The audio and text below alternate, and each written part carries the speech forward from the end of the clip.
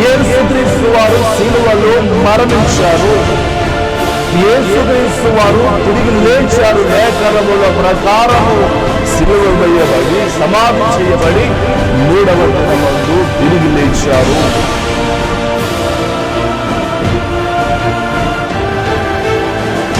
ఈ రోజు నువ్వు దీవించబడడానికి, ఒక స్థితిలో ఉండడానికి, ఈ రోజు నువ్వు క్షమించబడడానికి, ఈ రోజు ఒక ఉన్నతమైన స్థితిలో ఉండడానికి కారకుడు సజీవుడైన క్రీస్తే.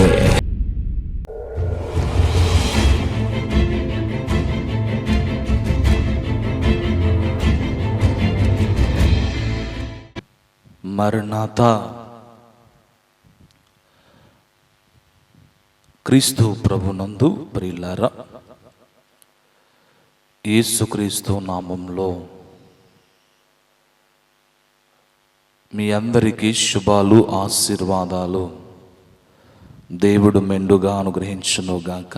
ఆమేన్. దయచేసి ప్రార్థన చేసుకుందాము. మహాగణులు, మహిమోన్నతులు, సర్వాధిపతివైన ఓ తండ్రి, మీకు స్తోత్రాలు, మీకు వందనములు చెల్లించుచున్నాం. పరిశుద్ధ ఆత్మ దేవా, నీ కార్యమును జరిగింపచేయండి. ఈ టీవీ కార్యక్రమాలను వీక్షించుచున్న ప్రతి బిడ్డను మీరు దీవించి ఆశీర్వదించి కృపచూపమని, సహాయాన్ని చేయమని, మీకే మహిమ, ఘనత, కీర్తి, ప్రభావములు పొందుమని, మీ దాసుడైన నన్ను మరుగు చేయమని, నీ మహిమ కలిగిన కార్యాలను మీరు జరిగింప చేయమని అధికారము కలిగిన శ్రేష్టమైన నామమును బట్టి ప్రార్థించుచు వేడుకొనుచున్నాను పరమ తండ్రి. Amen, amen, amen. అందరికీ మరణాతా.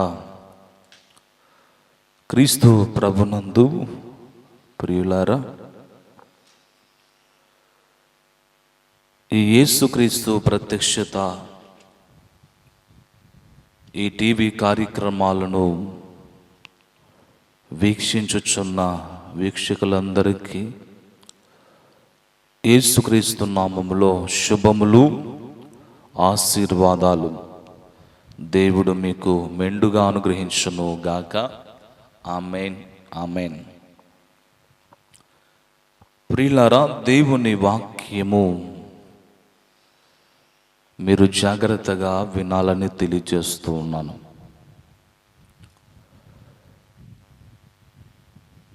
ఈరోజు అంశాన్ని గూర్చి దేవుడు పెట్టిన పరీక్షలో గెలిచిన వారు అనబడి ఈ అంశాన్ని జాగ్రత్తగా వినాలని తెలియజేస్తున్నాను. గడిచినటువంటి 2 ఎపిసోడ్లో గెలిచిన వారిని గురించి తెలియచేయడం జరిగింది. అలాగే ఈ ఎపిసోడ్లో కూడా గెలిచిన వారిని గురించి మీకు తెలియచేయడం జరుగుతుంది. జాగ్రత్తగా వినాలని తెలియజేస్తూ ఉన్నాను. ప్రభునందు ప్రియులారా, దేవుడు పెట్టినటువంటి పరీక్షలో గెలవగలిగినటువంటి స్థితి, నమ్మకమైన స్థితి అనేది చాలా ప్రాముఖ్యమైనదని తెలియజేస్తున్నాను. మన జీవితంలో కొన్ని సందర్భాల్లో మనము పరీక్షించబడుతూ ఉంటాం. ఏ విధంగా పరీక్షించబడతాము, ఏ విధంగా పరీక్షించబడతాము అనే విషయాన్ని మీరు గమనించాలని తెలియజేస్తూ ఉన్నాను. దేవుని వాక్య గ్రంథములో నుండి మనము చూస్తే దానియేలు గ్రంథము 3వ అధ్యాయము 27వ వచనాన్ని మనము చూస్తే, షద్రకు మెషకు అబేద్నెగో వారికి ఓ రోజు భయంకరమైన శ్రమ వచ్చింది. రాజు ఒక ప్రతిమను చేసి దానికి నమస్కరించాలని చెప్పి ఒక శాసనము తీసుకుని వచ్చాడు. ఎవరైతే ఆ బంగారు ప్రతిమకు నమస్కరించారో వారిని అగ్నిలో వేయడానికై ఒక అగ్ని వేడి చేస్తూ ఉన్నారు ఒకవైపు. అలాంటి సమయంలో ముగ్గురు వ్యక్తులు చేసినటువంటి పని ఏమిటంటే, రాజా,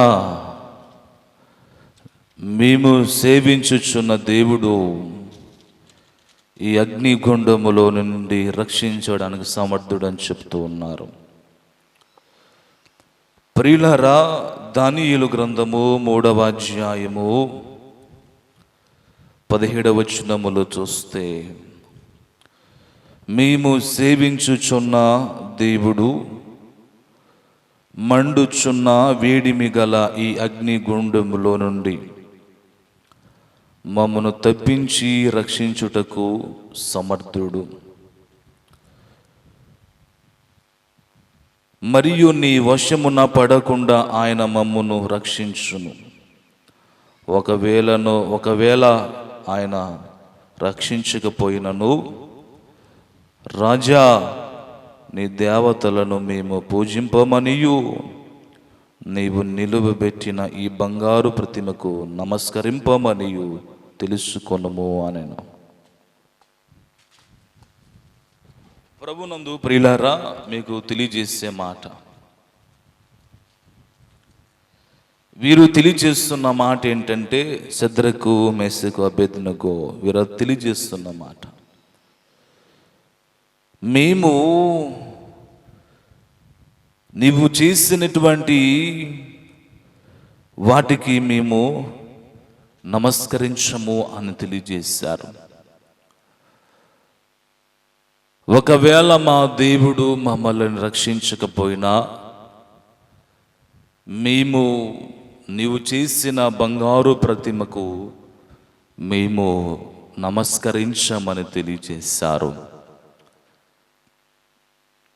వారు ఆ బంగారు ప్రతిమకు వారు నమస్కరించకపోతే వారికి ఏమవుతుందో తెలుసు. వేడిమి గల అగ్నిలో నుండి వారిని వేడిమి గల అగ్నిలోకి వారిని పడవేస్తారు. పడవేసేటువంటి పరిస్థితి జరుగుతుంది. కానీ ఒకవేళేమో ఆ వారు చేసినటువంటి ప్రతిమకు నమస్కరించకపోతే రాజేమో అగ్నిలో పడివేస్తారు. అగ్నిలో కాలి చనిపోవలసినటువంటి పరిస్థితి కలుగుతుంది. ఇలాంటి సమయంలో ఒకవైపు రాజు ఆజ్ఞ, ఒకవైపు మండుచున్న అగ్ని, ఒకవైపు దేవుడు. గమనించే మాట ఏంటంటే, ఏమి చేయాలో అర్థము తెలియని పరిస్థితులుగా ఉంటాయి. కానీ వారు చెప్పిన మాట ఏంటంటే, వారిని తీసుకుని వెళ్ళి అగ్నిలో వేశారు.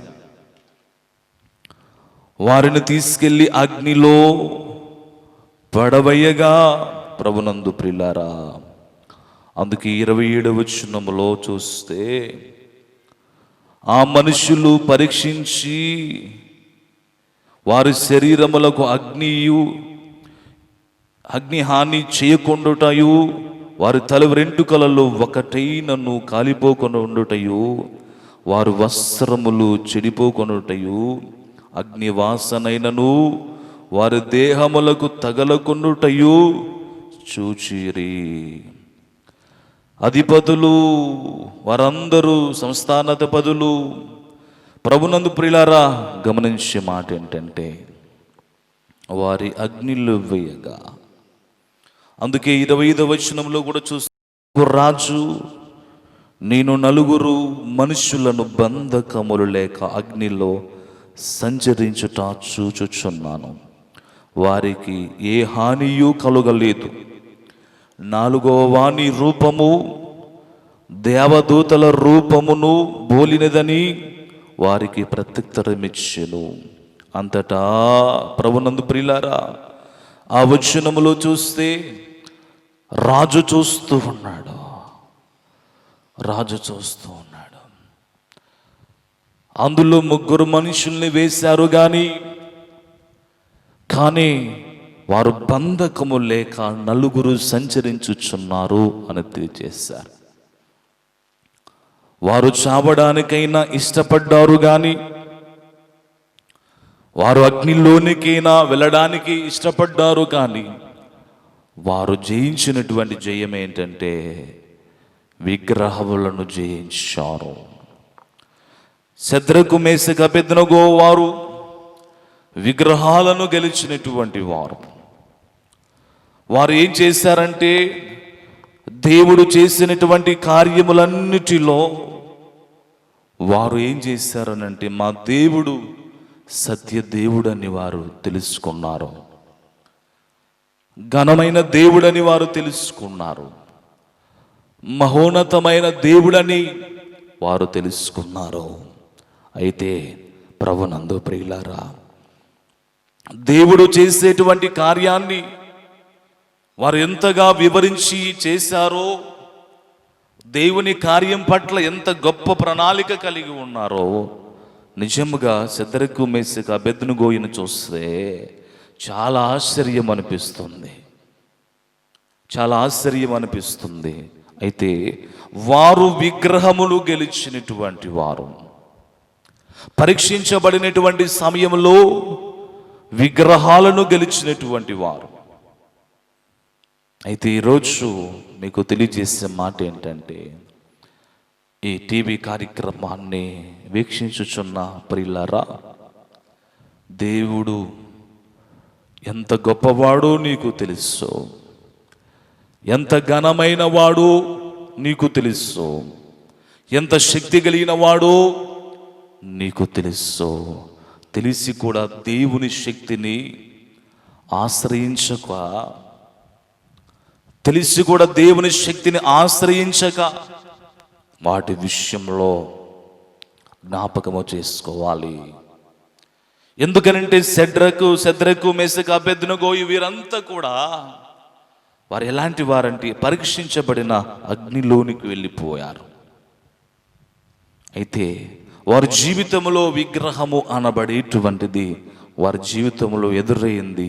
ఆ విగ్రహాన్ని వారు జయించగలిగారు. అయితే ఈ కార్యక్రమాన్ని వీక్షిస్తూ ఉన్న వారులారా, నీ జీవితంలో కూడా ఒక విగ్రహం ఉంది. వాటిని జయించావా? శరీర ఆశ అనబడే విగ్రహము, నేత్రాశ అనబడేటువంటి విగ్రహము, జీవపు డంబము అనబడేటువంటి విగ్రహము, నామకార్థత అనబడే విగ్రహము, పాపము అనబడే విగ్రహము, స్త్రీ అనబడే విగ్రహము, అబద్ధము అనబడే విగ్రహము. నీ జీవితంలో ఎన్నో విగ్రహాలు నీ జీవితంలో ఉన్నాయి. తిరుగుబాటు అనబడే విగ్రహము, రోగము అనబడే విగ్రహము, దయ్యము అనబడే విగ్రహము. నీ జీవితంలో ఎన్నో విగ్రహాలు ఉన్నాయి. కానీ వీటన్నిటినీ నువ్వు జయించగలిగావా? వీటన్నిటికీ నీవు జయించగలిగిన పరిస్థితి నీకుందా? ఇవన్నిటిలో నువ్వు విజయాన్ని పొందుకున్న పరిస్థితులు ఉన్నాయా? ఇవన్నిటిలో నుండి నీకు కలిగిన ప్రతి విగ్రహము అనబడే బంధకములో ఉన్న నువ్వు ఇవన్నిటిని నువ్వు జయించగలిగావా? మరి నీ జీవితంలో నువ్వు ఎలా ఉన్నావు? ఈ విగ్రహములు అనబడేటువంటి బంధకములతో మీరు కట్టబడి ఉన్నారు. అందుకే మనం బైబిల్లో చూస్తే శానా దయ్యము అనబడేటువంటి వ్యక్తి శానా దయ్యము చేత శోధించబడవచ్చు. సమాధులలో తనను బంధించినప్పటికీ సంఖ్యలతో కట్టివేసిన తుత్తనీయులుగా చేసుకుని తన శరీరం అంతటిని గాయపరుచుకునేటువంటి పరిస్థితి. అలాంటి పరిస్థితిలో ప్రియులారా, అలాంటి భయంకరమైనటువంటి పరిస్థితులలో ఇదిగో తన బంధకములు యేసుక్రీస్తు వారు వెళ్ళారు. ఆ సేనా దయ్యం పట్టిన వాడు అంటున్నాడు, సర్వోన్నతమైన దేవుని కుమారుడా, నాతో నీకేమి పని అని అన్నాడు. అసలు నీవెవరంటే మేము సేన, అయితే ఇతనిలో మీరు ఉండకూడదు అని చెప్పాడు. అయితే కొండ ప్రక్కన పందులు మేయుచున్నాయి, అందులోకి మాకు పోవడానికి ఆజ్ఞాపించమని తెలియజేశారు. ప్రియులారా, మీకు తెలియజేసే మాట ఏంటంటే జాగ్రత్తగా గమనించండి. తన జీవితంలో కొన్ని వేల దయ్యపు శక్తులతో శోధించబడుచున్న తన బంధకాలు ఊడిపడిపోయాయి.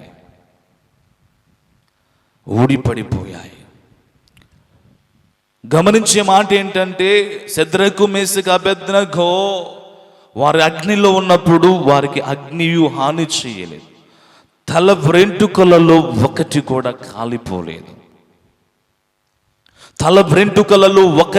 కాలిపోలేదు. దేవుడు వారితో ఉన్నాడు కాబట్టి అగ్నియు ఏమీ హాని చేయలేదు.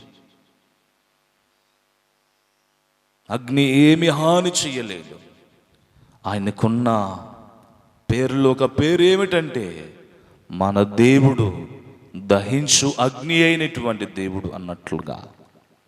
ఈరోజు నువ్వు ఏ విగ్రహములు కలిగి నువ్వు బంధకములతో ఉన్నావో, ఏ స్థితిలో నీ జీవితంలో నువ్వు బాధపడుచున్నావో, ఇదిగో మీకు తెలియజేసే మాట, దేవుని కార్యాన్ని మీరు బాగా గుర్తించండి. దేవుడు చేసినటువంటి కార్యాన్ని మీరు గుర్తించండి. దేవుడు నీ జీవితంలో అద్భుతాన్ని చేయాలని కోరుకుంటున్నవాడు, నిన్ను బాగు చేయాలని కోరుకుంటున్నవాడు, నిన్ను అభిషేకించాలని కోరుకుంటున్నవాడు, నీపై తన శక్తిని ఉంచి నిన్ను విడిపించాలని కోరుకుంటున్నవాడు. నీ జీవితంలో నువ్వు ఏ బంధకాలముల్లో ఉన్నా వాటి నుండి విడిపించడానికి దేవుడు సిద్ధముగా ఉన్నాడు. అయితే ఈరోజు ఈ టీవీ కార్యక్రమం ద్వారా వాక్యాన్ని వింటూ ఉన్న వారలారా, మీకు తెలియచేసే మాట జాగ్రత్తగా మీరు గమనించాలని తెలియజేస్తున్నాను. నీ జీవితంలో ఏ ప్రతిమ ఉందో, ఏ విగ్రహం ఉందో, వాటిని నువ్వు చూడకుండా, వాటికి సాగిలపడకుండా నీ జీవితంలో నువ్వు ముందుకెళ్ళిపోవాలి. నీ జీవితంలో ఎప్పుడైతే నువ్వు ముందుకెళ్ళిపోతావో, ఎప్పుడైతే నీ జీవితంలో నీవు యేసుక్రీస్తు వారిని చూస్తావో, నా దేవుడు నన్ను విడిపించగలుగుతాడు, పాపములో నుండి నా దేవుడు నన్ను విడిపిస్తాడు, వ్యాధిలో నుండి నన్ను విడిపిస్తాడు, బాధలో నుండి నన్ను విడిపిస్తాడు, దయ్యము నుండి నన్ను విడిపిస్తాడు, బాధల నుండి నన్ను విడిపిస్తాడు, ప్రతి విధమైనటువంటి వాటి నుండి దేవుడు నన్ను విడిపిస్తాడు అనబడేటువంటి గొప్ప విశ్వాసము కలిగి ఉండాలి. అయితే శద్రకు మేషకు అబేద్నెగో వీరేం చేస్తారంటే విగ్రహాన్ని జయించారు. అలాగే మీ జీవితంలో ఏ విగ్రహాలు ఉన్నాయో, ఏ విధమైనటువంటి విగ్రహాలు ఉన్నాయో వాటిని మీరు ఎదిరించండి, వాటిని మీరు విడిచిపెట్టండి. అది నీ ముందు వెలుచున్నప్పటికీ కూడా దాని వైపు నువ్వు చూడొద్దు. వీరు గెలిచినట్లుగా, విగ్రహాలను గెలిచినట్లుగా వీరు పరీక్షించబడ్డారు. నువ్వు మ్రొక్కకపోతే నేను అగ్నిలో వేస్తామని అన్నారు. పర్లేదు, నీవు చేసిన వాటికి మాత్రము మేము సాగిలపడము, మా దేవుడు వీటిలో నుండి రక్షించగలిగిన సమర్థుడు అని చెప్పాడు. వీరు గెలిచినట్లుగా అలాగే బైబిల్ గ్రంథంలో మరొకరు గెలిచారు. కానుకనిచ్చి విధవరాలు గెలిచింది, కానుకనిచ్చి విధవరాలు గెలిచింది. అందుకే చూడండి, ప్రభునందు ప్రియులారా, గమనించే మాట ఏంటంటే లూకాసు వార్త 21వ అధ్యాయము మొదటి వచనములో చూస్తే, కానుక పెట్టెలో తమ కానుకలను వెయ్యుచున్న ధనవంతులను ఆయన పారజూచెను. ఒక బీద విధవరాలు 2 కాసులు అందులో వేయుచుండగా చూచి, ఈ బీద విధవరాలు అందరికంటే ఎక్కువగా వేసినని మీతో నిజముగా చెప్పుచున్నాను అని అన్నారు. గమనించే మాట ఏంటంటే, ప్రభువైనటువంటి యేసుక్రీస్తు వారు కానుకలు వేయుచున్న సమయంలో, కానుక పెట్టెలో కానుకలు వేయుచుండగా ప్రభువు పారజూచాడు. గమనించే మాట ఏమిటంటే, ఆయన చూస్తున్నప్పుడు ఒక పేద విధవరాలు కాసులు 2 ఇచ్చింది కానుకగా. కాసులు 2 ఇచ్చెను కానుకగా, ప్రభువును ప్రేమించిన పేదరాలు కాసులు 2 ఇచ్చెను కానుకగా. జీవనమంతయు దేవునికిచ్చెను, జీవనమంతయు దేవునికిచ్చెను. నీవిచ్చేదవా సమర్పణ చేయుము ప్రభువునకు, నీ దేహము ధనము సమయమును. ప్రభువును ప్రేమించినటువంటి పేదరాలు కాసులు 2 ఇచ్చింది కానుకగా. జీవనమంతయు ఇచ్చి వేసినట్లుగా మనము చూడగలుగుతున్నాం. ప్రభునందు ప్రియులారా, జీవనమంతయు ఇచ్చి వేసింది, తన కాసులు 2 ఇచ్చింది. అందుకే వారందరూ తమకు కలిగిన సమృద్ధిలో నుండి కానుకలు వేసిరి గాని, ఈమె తమ లేమిలో తనకు కలిగిన జీవనమంతయు వేసినని వారితో చెప్పెను. వారు సమృద్ధిలో నుండి వారు కానుక వేశారు కానీ, ఈమె తమ లేమిలో నుండి కానుకనిచ్చింది. ఈమె ప్రభు కొరకు కానుకిచ్చి గెలిచినటువంటి ఆమె. కాసులు 2 ఉన్నాయి విధవరాలకు. తన జీవనం అది, తన పోషణ అది, అవన్నీ ఉన్నప్పటికీ కూడా తాము చేసినటువంటి గొప్ప కార్యం ఏమిటంటే, తను తీసుకెళ్ళి అందులో కానుక వేసింది. ఈ రోజుల్లో ప్రభు కొరకు, ప్రభు సేవ కొరకు ఇచ్చే వాటిలో మనుషులు ఓడిపోతున్నారు. ఇచ్చి మనం గెలవాలి, ఒక సేవకిచ్చి గెలవాలి. మనం అప్పుడే దీవించబడేటువంటి కార్యము, గొప్ప కార్యము అనబడే వాస్తవాన్ని గమనించాలని తెలియచేస్తూ ఉన్నాను. అందుకే ముగిస్తూ మీకు తెలియజేసే మాటలు ఏంటంటే, ప్రభునందు ప్రియులారా, మీరు దేవుడు మిమ్మల్ని పరీక్షించిన కాలంలో మీరు ఏం చేయాలో తెలుసా? మీరు వాటిని నెగ్గాలి. సమృద్ధిగా ఉన్నప్పుడే ఇవ్వడము కాదు, లేమిలో కూడా ప్రభుకిచ్చి మన గణపరిచే వారిగా ఉండాలి.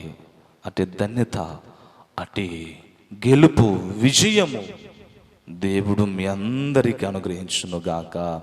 ఆమేన్ ఆమేన్. ప్రార్థన.